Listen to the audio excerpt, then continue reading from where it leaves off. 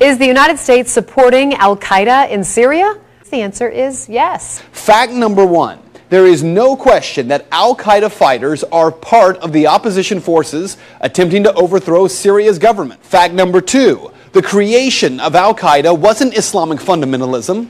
It was the CIA. The Mujahideen was created by the CIA to cause problems for the Soviets. And you might say that's crazy talk, right?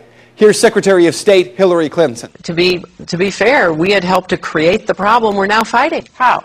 Because when the Soviet Union invaded Afghanistan, we had this brilliant idea that we were going to come to Pakistan and create a force of Mujahideen, equip them with Stinger missiles and everything else to go after the Soviets inside Afghanistan.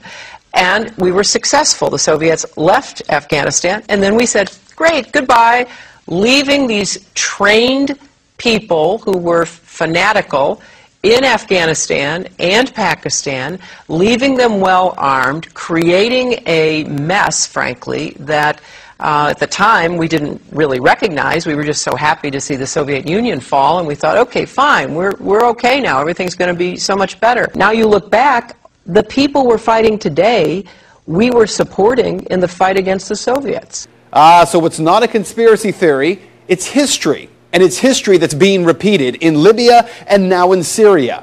But there is a bigger problem here, one that every American should be questioning. We're fighting al-Qaeda in Afghanistan, but we're also bombing al-Qaeda targets in Pakistan and in Yemen. And as we do that, something occurs known as collateral damage. Hundreds of civilians in Yemen have been killed in just the first half of 2012 by U.S. airstrikes aimed at al-Qaeda fighters. We also have a history of kind of moving in and out of Pakistan. I mean, let's remember here, the people we are fighting today, we funded 20 years ago. And we did it because we were locked in this struggle with the Soviet Union. They invaded Afghanistan, and we did not want to see them control Central Asia. And we went to work. And it was President Reagan, in partnership with the Congress, led by Democrats, who said, you know what, sounds like a pretty good idea. Let's deal with the ISI and the Pakistani military, and let's go recruit these Mujahideen, and let's get some to come from Saudi Arabia and other places, importing their Wahhabi brand of Islam so that we can go beat the Soviet Union. And guess what? They retreated, they lost billions of dollars, and it led to the collapse of the Soviet Union. So there's a very strong argument, which is, it wasn't a bad investment to end the Soviet Union, but let's be careful what we sow because we will harvest. And we now are making up for a lot of lost time. So what you need to know tonight is heavy. Our government is bombing sites around the world in an ongoing war with al-Qaeda. In Iraq, where al-Qaeda had no presence before the U.S. war, al-Qaeda is now thriving. The same al-Qaeda, yes, created by the U.S. government in order to harm the Soviets. And today, at least 13,000 civilians in Afghanistan are dead as a result of that war with al-Qaeda.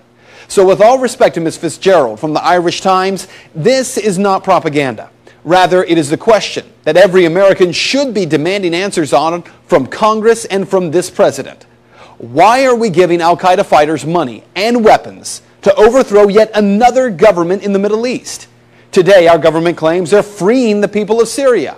Tomorrow, if history tells us anything, we will be killing and wounding civilians in airstrikes and then referring to them as collateral damage in a war with an enemy who we brought to power.